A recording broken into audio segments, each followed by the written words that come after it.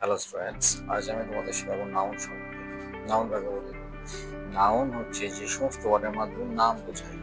নাম মানে আমার নাম হতে পারে, সেটা রাজেশ শেখ, তোমার নাম হতে পারে, যে কোনো নাম হতে পারে।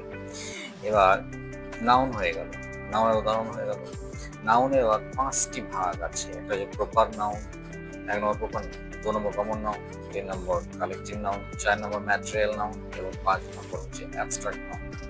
তাহলে এই যে নাউনের 5টি ভাগ আমরা পড়লাম, তাহলে সবই তো নাউন, সবই তো নাম বোঝাবে। তাহলে এর মধ্যে তো পার্থক্য আছে কিছু একটা। যে পার্থক্যটা কি? পার্থক্যটা হচ্ছে প্রপার নাউন কাকে বলে? প্রপার নাউন হচ্ছে সেগুলো যার মাধ্যমে শুধুমাত্র মানুষের নাম এবং কিছু নাম বোঝানো হবে। তোমাদের বাড়িতে দেখতে পাও তোমরা চেয়ার টেবিল, এগুলো সব হচ্ছে প্রপার নাউন। তোমার নামটাও প্রপার নাউন, আমার নামটাও প্রপার নাউন।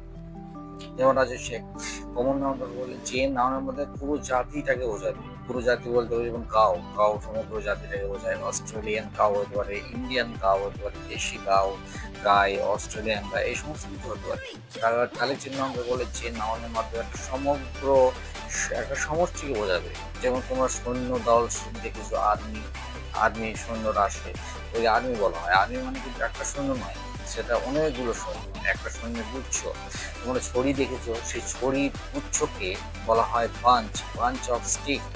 যে একটা ছড়ি দেখেছো, সেটা বাঞ্চ নয়, কিন্তু এক গুচ্ছ যেমন থাকে সেটা ছড়ি স্টিক বলে। আঙ্গুর দেখবে একটা, কিন্তু আঙ্গুরের গুচ্ছকে বলা হয় bunch of piece, bunch of grapes.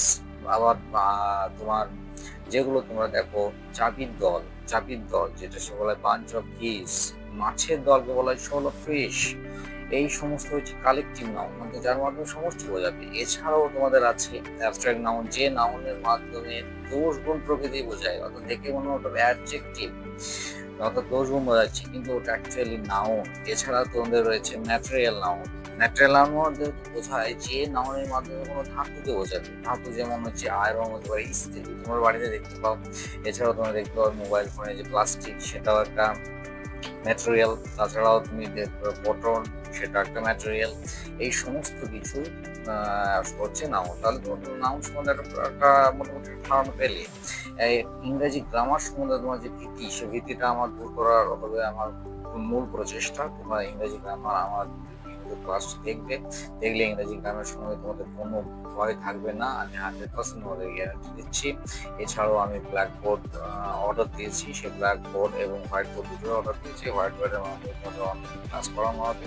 তোমরা আমার চ্যানেলকে সাবস্ক্রাইব করবে, লাইক করবে এবং কমেন্ট করবে তোমরা কি কি বিষয়ে ভিডিও চাই, তোমাদের প্রয়োজনটা কি, তোমাদের ইংলিশ গ্রামারের মধ্যে কোন কোন জায়গায় সমস্যা রয়েছে আমাকে জানাবে। আমি তোমাদের সেই ভিডিও বানিয়ে সেই সমস্যাগুলোকে দূর করতে পারার চেষ্টা করবো এবং আমার আশা তোমাদের সেই যে ভিত্তি, সেই ভিত্তিটা দূর হয়ে যাবে।